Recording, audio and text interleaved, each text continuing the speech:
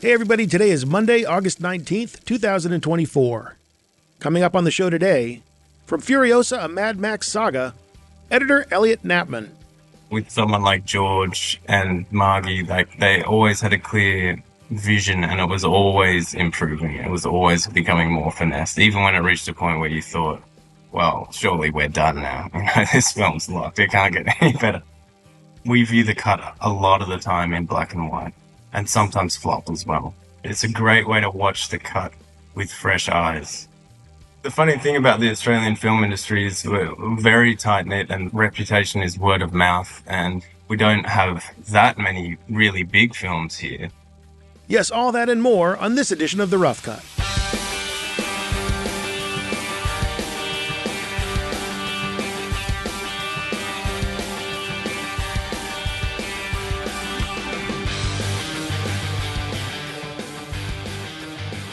August 19th. Oh, summer's over. Yes, I know technically there's another month, but it feels over.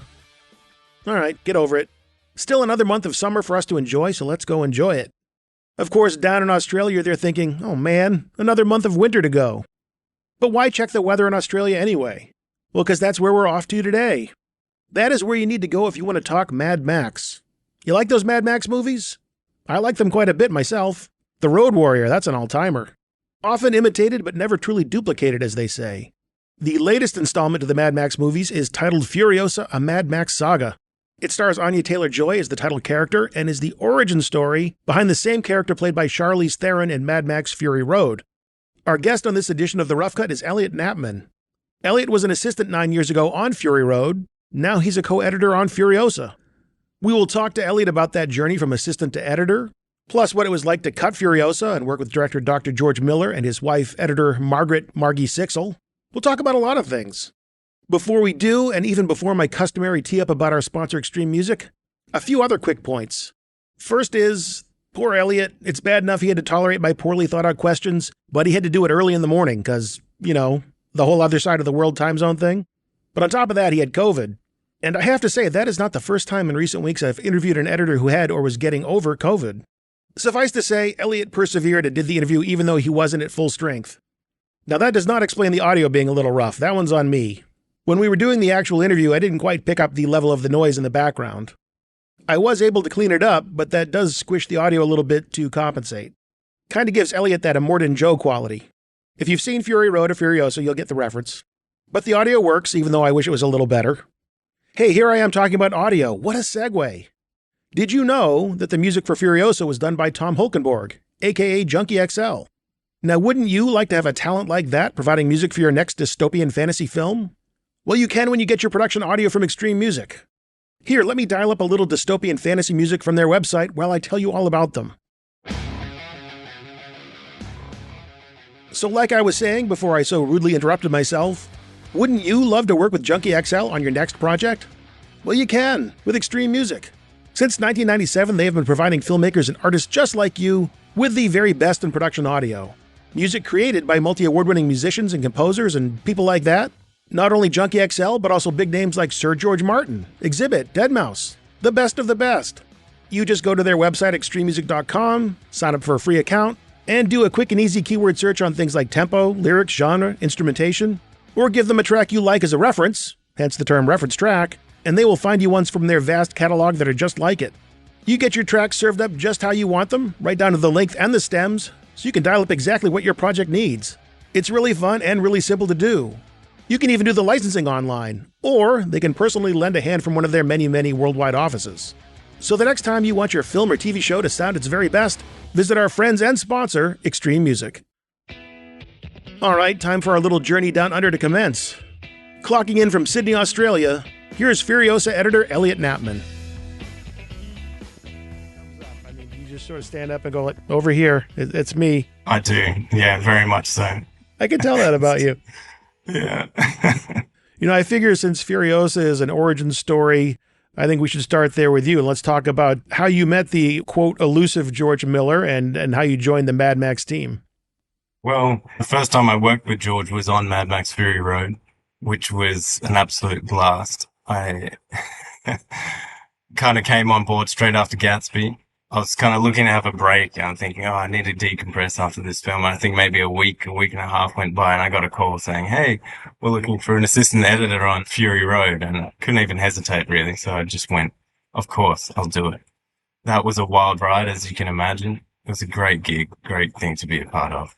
You know, just seeing someone like George and Margie in particular just working together and watching a cut progress in a way that was always improving, which seems like maybe a silly comment to make, but you know, you can be on projects sometimes where it goes in both directions and you're kind of in a bit of a flux all the time, and you see one screening and then you kind of get a little unsure what's better and what's not, and you can feel a bit of uncertainty there. But with someone like George and Margie, like they always had a clear vision and it was always improving. It was always becoming more finessed, even when it reached a point where you thought, well, surely we're done now. You know, this film's locked. It can't get any better.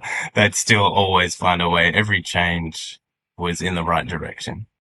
What did they ask of you? What did they want to know about you to convince themselves that, yeah, this is the right guy to be joining the team?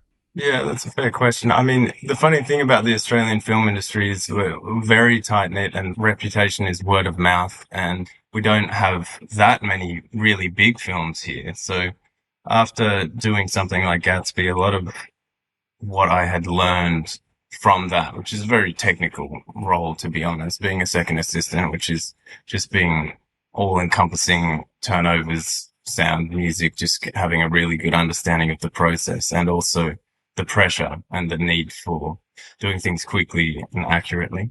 So it was kind of a simple interview process. It might have been just good timing on my part, to be honest, but you know, they kind of sat me down and they said, well, we know you've been through this. It would have been a challenging process.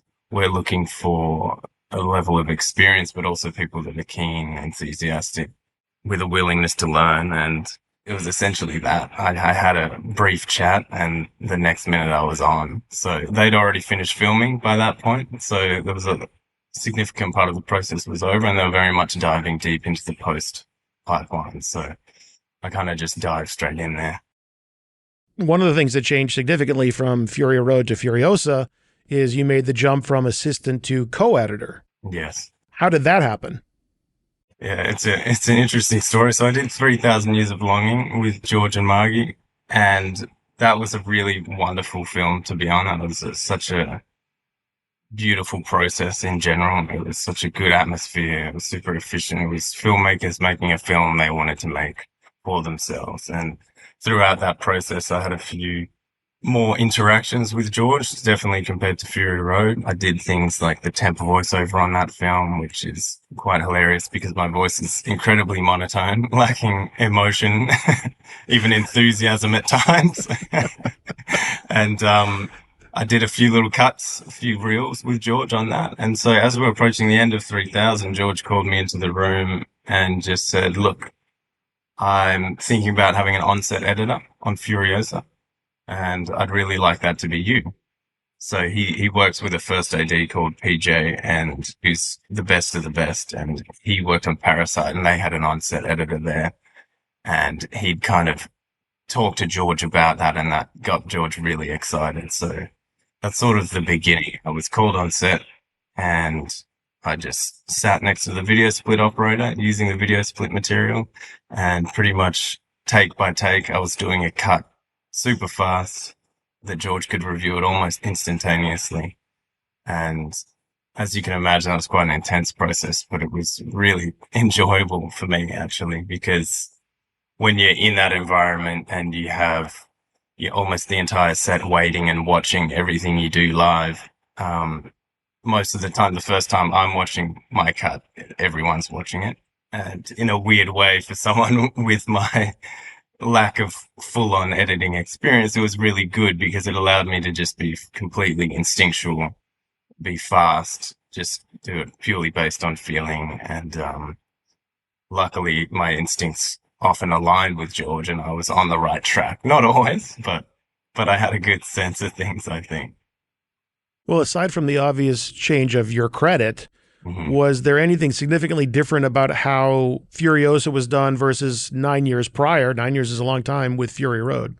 Yeah, I'd say so, definitely. Even when you look at the shooting planning, particularly with the biggest action sequences in the film, you've got what we call the stowaway, which is that big car chase, sort of in the middle. And then the bullet farm attack, which is sort of when they get ambushed at the bullet farm.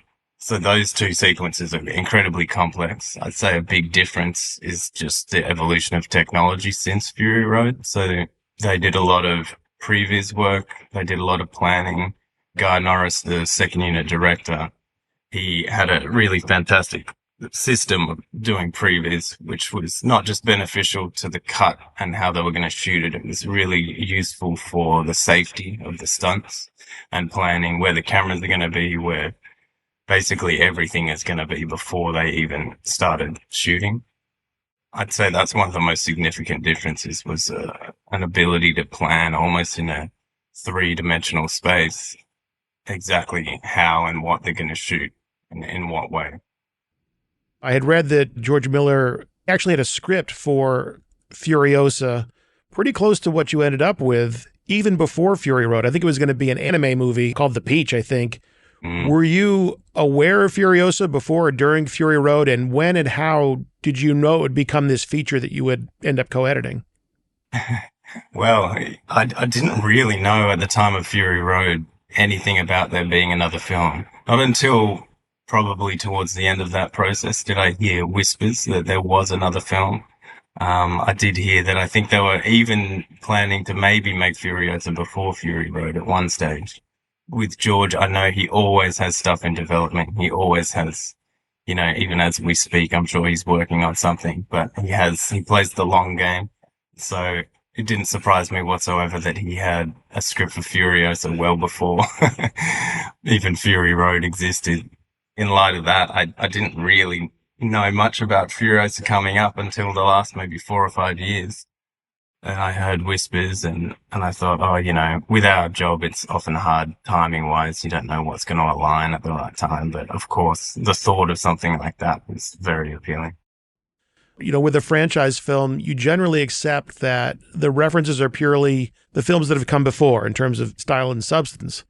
But again, in a recent interview with George Miller, and I found this pretty interesting, he said that Godfather Part 2 was a reference point for him for Furiosa. Did he talk about Godfather Part 2 or any other films with you in terms of stylistic references? No, he never mentioned Godfather Part 2, actually. But I know with George, he has this, particularly with film history, he absorbs so much. He's like an encyclopedia of references. So there are constantly little Easter eggs that he's sort of throwing back to films that have inspired him in the past. Story-wise and inspiration-wise, I couldn't say that I saw that connection with Godfather Part 2, but it doesn't surprise me whatsoever. In terms of you and Margaret Sixel, what did you talk about in terms of how you two would collaborate and who was going to cut what? So the benefit of being on set and putting the film together in that way reassured Margie a lot that, it's kind of unique. You don't always get your first assembly of the film as something that's sort of been looked at and signed off on, so to speak, with the director. Like most of the time the editor's sort of locked away in a good way and they can just digest the footage and do their own take on it. But with someone like George, he's very clear-minded in what he wants. He has a very strong vision. And so during the shoot, Margie was sort of quite happy for it to be like the film gets put together with George on set in that context. And there's a huge benefit to using that framework and not really assessing and picking it apart until the cut's kind of in a more refined state. So a big thing with George is, I think it might have even been a Quentin Tarantino point where you can only watch your film for the first time once. So on a film like this, we had the luxury of time to a point. Shouldn't say that too frivolously, but the approach was we got our assembly. As soon as we went into post, we basically, instead of watching it as a whole, we started going through and refining it in a bit more detail before viewing it all together. So that was our main approach at the start. And then as we progressed through the reels, we were giving it to sound and music to sort of smooth things out so that once George was happy, we could all watch it properly without getting a false read and pick it apart in more detail. So Margie's great talent, which I'm sure is the talent of any great filmmaker, is the ability to watch something as a raw audience and not have too many personal attachments to the process necessarily, and just look at the story. And she has a fantastic way of giving feedback with a solution, which is easier said than done a lot of the time. A lot of the time you can say, oh, I don't know, that wasn't quite working for me, or that didn't quite land. But, you know, someone with her talent, she always had a suggestion to back it up. So it was quite a collaborative process throughout, which we sort of picked milestones for Margaret to watch and give input, and we tried things together. It was very much a joint thing throughout. I don't know that I would want to be on location cutting this one. In this case, it was necessary for George's workflow. But if you could choose, you know, a lot of editors like, I like to be on location because I like that immediate interaction. I like to know what's going on as soon as possible. And then there are other editors that say, no, I don't want to be on location because I don't want to know how hard that shot was. I want to just be able to look at this footage for what it is. Yeah, you're absolutely right. I think that was the beauty of having Margaret not on set, I think. So it was kind of a sweet balance, because I can totally see being on set in a way you're so a part of it and you have almost too much context sometimes. For someone like me, with my experience, I found it quite useful because I was quite intuitive to George's emotions and feelings day to day. I could ask the questions then and there for anything that I found confusing or troubling, and George is incredibly receptive to any input, to be honest. So I found it very useful, and particularly on sets like that, working with the best and the best, they're just surrounded by talent and experience everywhere you look. So for me, it was quite fantastical. Some of the locations were certainly a bit cold. Not as hot as you'd imagine in some of those desert sequences. It was quite cold a lot of the time. But being there, all in all, was really good for me, for sure. I recently was talking to editor Carolyn Shropshire about on-set cutting using a system called Q-Take. Was that something that was part of your workflow? Yeah, that's exactly that. So I was sitting next to a video split operator, a guy called Zeb Simpson, and we were in this quite a small van, to be honest, and we were side by side, directly linked. So he records everything on Q-Take, sort of, you see all the camera information and framing and what have you, and he'd generate a proxy. As soon as he cut, a little proxy would appear, and I would just bring it straight into the Avid and try and cut it as quickly as possible. And the Avid setup itself there in the van, little laptop with a pair of headphones, or do you get to actually customize that van a little bit, make it a little more comfortable? We made it as comfortable as we could, but I'd say we were almost shoulder to shoulder with each other. We had George up the front of the bus with the big screen, watching it almost point blank. And I did have an iMac, which was good because it's, as any editor would know, it's kind of hard to operate on a tiny laptop screen. So I had an iMac, which was great, and a drive, an unnecessarily big drive, because the proxies ended up being very small, very low res. Do you recall how much footage you shot for the film? Geez, actually, I should have those statistics. It got a little thrown out, and I say thrown out because we shot a lot of plates and deep fake material, and we also had basically 5 cameras set up doing not quite a 360, but close to it, on the top of the war rig or on the top of other vehicles to sort of get a good circumference of plates. So those kind of things quickly throw out the statistics. And I think if I told you the hours of footage shot, it would not be an accurate representation of the actual footage used. We'll just go with a lot. Yeah, let's do that. After you broke camp, at some point you get to go to a nice, warm, edit suite. Mm-hmm. What's the setup like there? How do you like to have your Avid set up? It was a beautiful space. We were at a place called Spectrum Films, which is now on the Disney lot. But I had a very decently sized room. You know, I've got 2 monitors and then my professional monitor, and then George sitting to the right of me on the big screen. So we're often turning, or I'm just watching his profile as he watches the cut. And that's a place George loves to be. He loves being in the cutting room. That's his safe space. And are you a surround sound, stereo, or LCR kind of audio monitoring kind of editor? We just did stereo, actually. Yeah, it was quite useful. And luckily we did have post sound, Rob McKenzie's team come on quite early in the process. So there was a level of relief knowing that it was very quickly being handed over to him to sort of finesse and smooth things out. But yeah, we were just stereo the whole time. Well, since you brought up handing over, I should have asked how the material got from you to Margie. I mean, was it just she waited until you were all done and you came back with your infamously unfilled hard drive, or were you actually sending material to her from set? Occasionally sending the odd cut back, but a lot of it was still your standard process. So I was using the QTake material, but then we had a fantastic edit team dealing with a lot of footage, getting processed properly into Avid media with all the right metadata and what have you. So that process was going on simultaneously the whole time.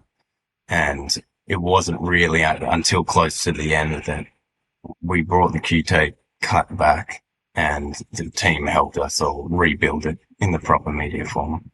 But, you know, we'd occasionally send stuff back and forth. But throughout shoot, any spare moment George got, he'd often like to look at scenes we'd already sort of done, or even second unit was a huge part of this process. Let's talk a little bit about the story itself. You know, the film is broken up into chapters with title cards. Mm-hmm. A lot of times in films, you'll do some big swings, moving some things around. With that structure in place, does that make it a little more difficult? It definitely has its restrictions. But at the same time, there was a benefit to that structure in a way. So George always had the chapters in the script. With a film like this, it takes place over years compared to Fury Road, which is just days, right? So a very useful part of those chapter cards is helping reinforce these big jumps in time. So you're right with the moving stuff around, but we even still managed to have some flexibility where we ended and where we started things, what was more important. I think at one stage we might have had more chapter cards than we ended up with, but we sort of had the perfect amount in terms of those big story transitions and those pinnacle moments for Furiosa as a character. Well, you mentioned the time span that takes place in the film. That is one of the more, I would think, challenging aspects. How much time do you spend with young Furiosa? You want to create a fully developed and satisfying backstory to this character, but at the same time, you literally have a lot of ground to cover for the rest of the film, a lot of big set pieces to get to, the real action of the film.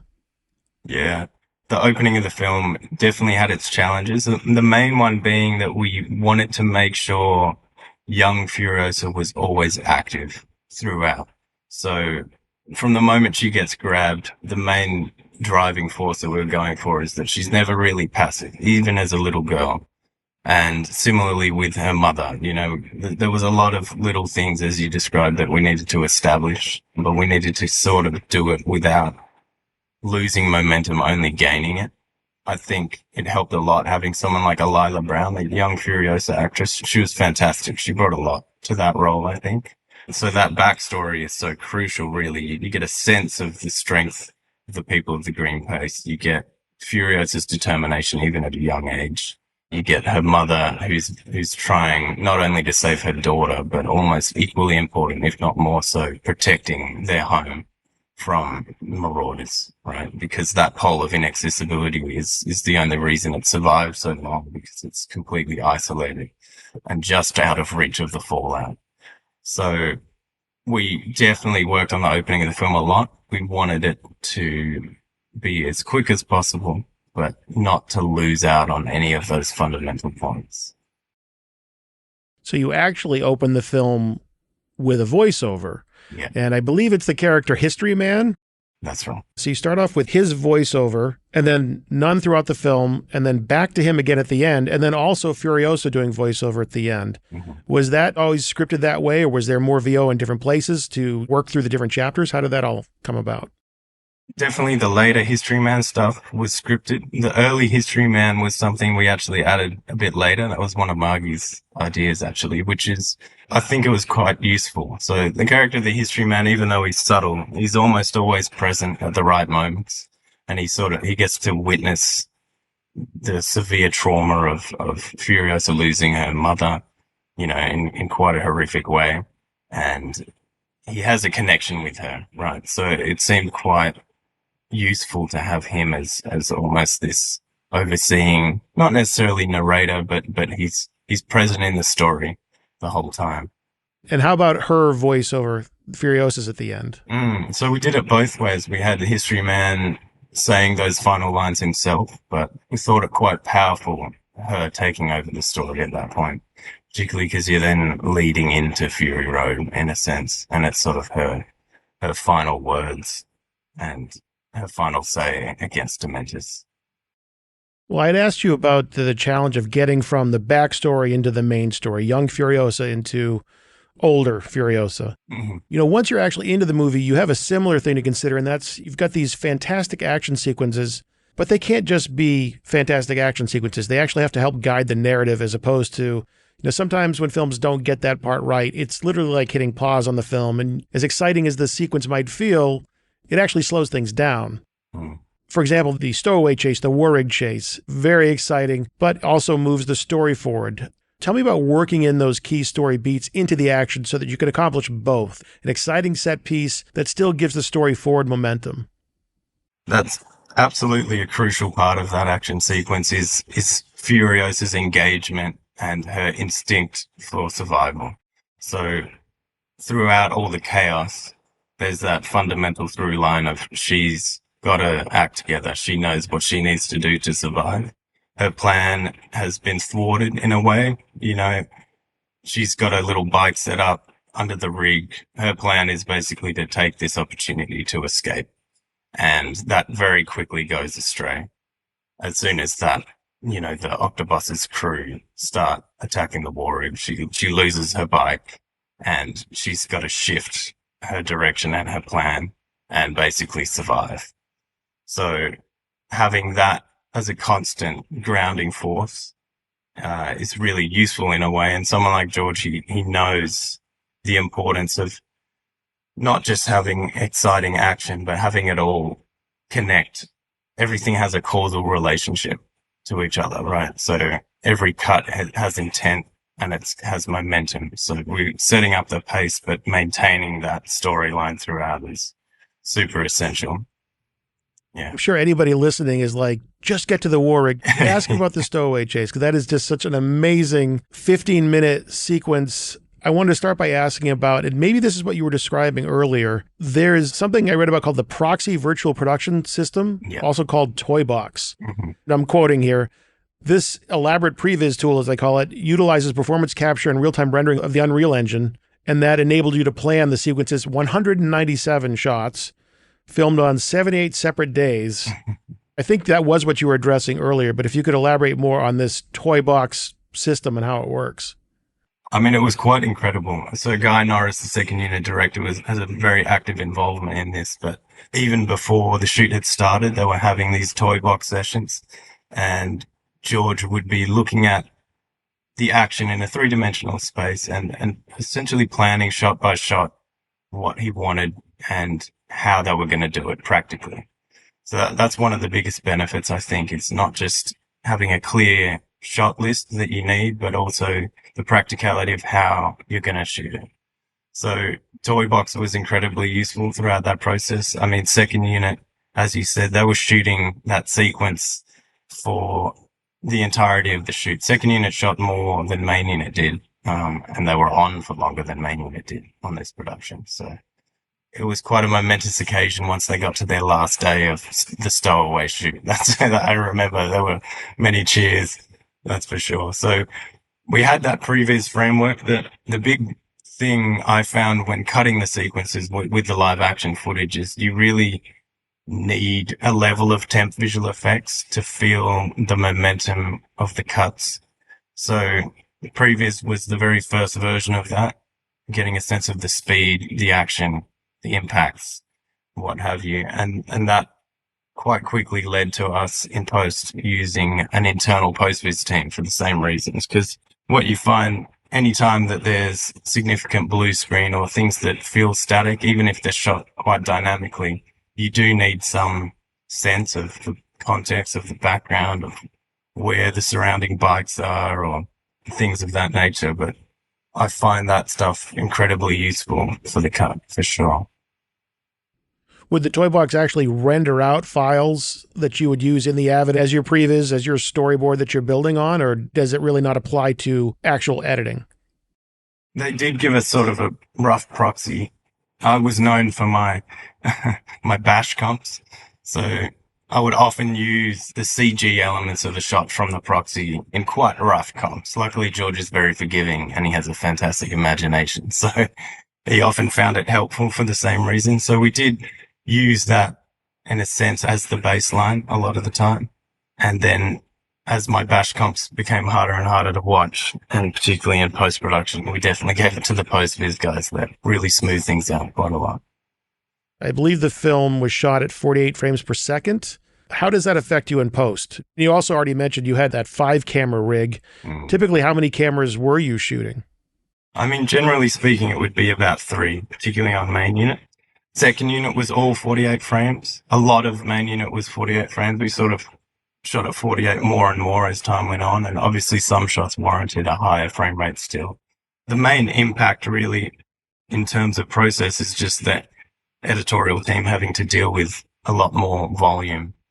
You know, when you have 48 frame footage with dialogue scenes, for example, you obviously need to speed it up to 24 to sync it, which adds a level of complexity. But the benefit of having more frames is you can do a lot more with the speeds because you're dropping less frames at the end of the day. So if you do a speed ramp or a speed up on something that's 48, you'll get a much smoother result and it'll be a lot more convincing.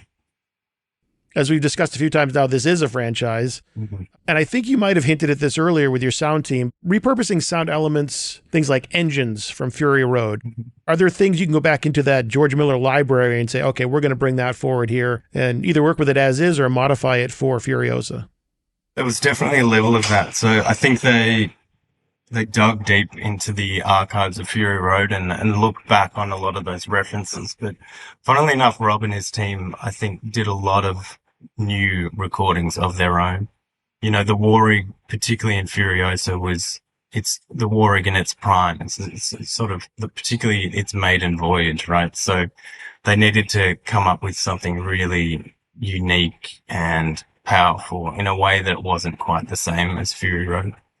And so they designed a lot, I mean, if not everything themselves. I think they certainly referenced Fury Road a lot because George always wants things to be consistent and connected in that way, but they definitely had the free will to record and design their own sounds.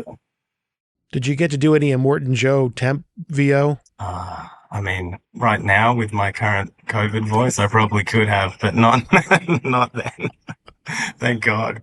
So for films like sci-fi, fantasy films, you typically aren't working with needle drops. It's just score. Mm-hmm. Tell me about that process, working with Tom Holkenborg, Junkie XL, as he travels by. Yeah, I mean, Tom being such a long time collaborator with George, he's a really fantastic person to work with. And a lot of early conversations they have sort of get Tom in the right headspace, and he does a lot of riffing. He tries a lot of stuff. He sends a lot of loose stuff to be placed in whatever way George might feel. So it was quite a long process actually with Tom in that he was involved early. He had a lot of ideas. Even George's ideas shifted as he heard them. So he had quite a constant involvement, and it really kept changing right until the end. And they had a lot of fresh ideas. They had someone called William Barton come on, play the didgeridoo and sort of just riff to the film at one stage, which was fantastic to see. But Tom's involvement is really crucial to someone like George. And what we do with the cut is we don't really temp anything. George and Margaret and myself like to kind of cut raw in a sense. So even watching scenes mute is a really good way to view the edit and know what's working editorially without any of the bells and whistles. Because I'm sure you've heard it before, but you can make an average cut seem really good with the right music and the right sound. But if you can make a cut really good without it, then having good sound and music just elevates it. Absolutely. You know, this world is such a unique blend of action, dystopia, and bizarre humor. Even the worst characters like Dementus are pretty funny. Balancing that darkness against the comedy, is that something that's ever tricky? And specifically to Chris Hemsworth, Dementus, did he just, through his own performance, end up making that character funnier than it was ever intended, or was that pretty much as scripted? It's a great question. It was sometimes challenging. There are scenes that we shot in a much more comical way. In a sense, it was almost scripted in a more comical way. And depending on the performance and the context, we found that the inner sanctum's a good example. So when Dementus first comes into the Immortan Sanctum with Furiosa and it's sort of the hostage situation with Gastown, the start of that scene used to be very comical. And it was really funny. We had Smeg sort of doing miming and doing this whole thing of going tick, tick, tick, and disarming the bomb in front of him, which as a beat, it was quite good, but it certainly didn't fit the context of the film to have something so comical. So I think we ended up with quite a sweet balance. You know, this film is very dark when you look closely at the context and the content rather. It's got some quite horrific undertones if you look closely. And I think it's useful to have those kind of quirky moments to not necessarily distract, but you realize the insanity of this world that they're in with those moments. And Chris definitely brought an extra level of complexity to his character, I think in all the right ways. The film closes on this amazing, inevitable showdown between Dementus and Furiosa. It's just two characters in the middle of nowhere, but an amazing scene. How do you compare the work that you have to do on those massive set pieces like the war rig, the stowaway chase, with a quieter two-character showdown at the very end? They definitely both have their own challenges, but I found that end scene in particular one that I could really connect with. I mean, you're dealing with two fantastic actors, right? So there was no shortage of good options, but from being there on set on the day, you could almost see their performances progress to this beautiful sweet spot. So I found that last scene really fun to cut. I find those sort of performance-driven beats quite refreshing after cutting so much action in particular. And again, it had its challenges, but almost less so. I kind of prefer doing something like that in a weird way. So we made a big deal early on about you making the jump from assistant to editor. Mm-hmm. We should talk about your assistants. Tell me about your assistant crew here on Furiosa. We had a fantastic team. It was kind of, in the scheme of things, it seemed like a small team, but we're a super tight-knit team. We had our first assistant, Courtney Bowden. She's fantastic. I've worked with her quite a few times over the years. We had two second assistants, Annie Zhang and Wayne Blair.